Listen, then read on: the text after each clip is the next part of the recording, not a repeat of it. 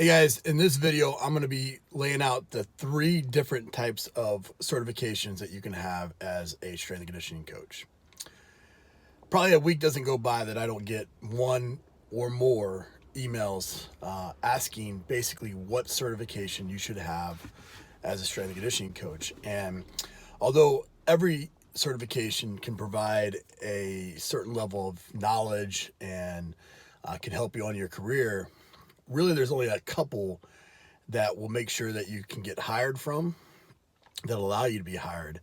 And then there's a number that help you kind of go down a certain path. So 3 types of certifications. First one is accredited. The accredited certifications are ones that have gone through the accreditation process. They're the ones that you have to be hired in a university or professional setting. So here in the U.S., that's the National Strength and Conditioning Coaches Association. They're certified strength and conditioning specialists, or the Collegiate Strength and Conditioning Coaches Association. They're strength and conditioning coach certified certifications.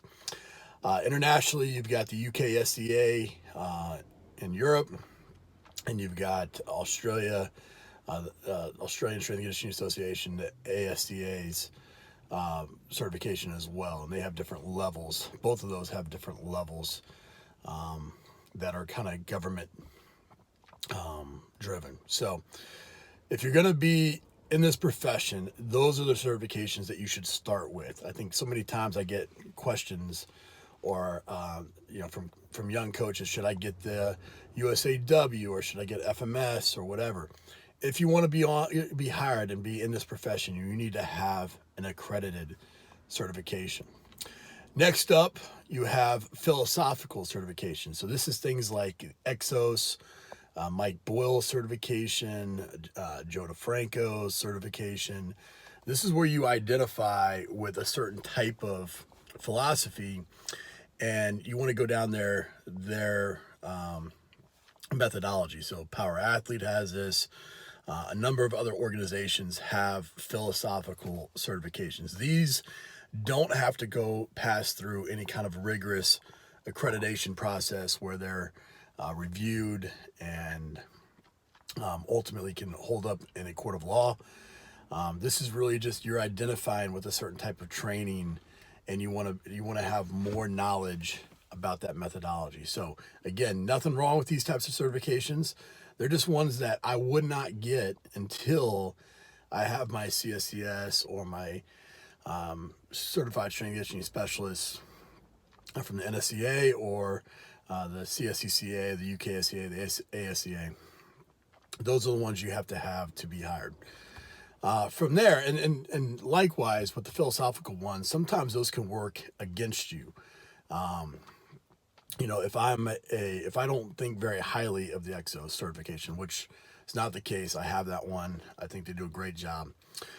But if I did not like them and I'm hiring you and you have that, I may think twice about hiring you. And again, nothing wrong with that, but you just need to be mindful of it as you go through. Next up, you have advanced learning. So these are certifications where I feel like you're just getting additional knowledge. Again, they're not ones that you're going to get hired from. They may help you. You may be seen as an additional skill. But things like USA Weightlifting, they have a couple certifications. FMS is a good example of that. Any kind of speed certification, precision nutrition. Again, all fantastic advanced learning on a topic. Usually you're niching down, so kettlebell certifications, TRX certifications, things like that. The problem is when you start to kind of put those up as credentials, is where people that have been in the profession for any period of time start to kind of question if you understand the business. If you're listing your TRX certification as part of your credentials after your name, well, then that shows me that you really don't understand that those certifications, although helpful, are not going to be something that differentiates you in the space.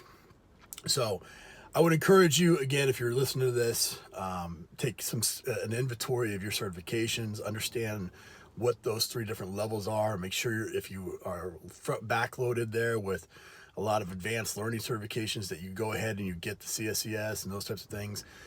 Put your money there first before you invest in some of these other things, and then invest in those as you see and know that they'll have return on your investment. So if they're going to help you get a job, or if it's just something that you feel like you want to, put resources towards to kind of better yourself and further your career, that's when you invest in those types of certifications. So I hope this helped. If you have any questions, put them down in the comments below. Make sure you subscribe to my YouTube channel, as I'll continue to post videos like this. But appreciate you guys, and have a great week.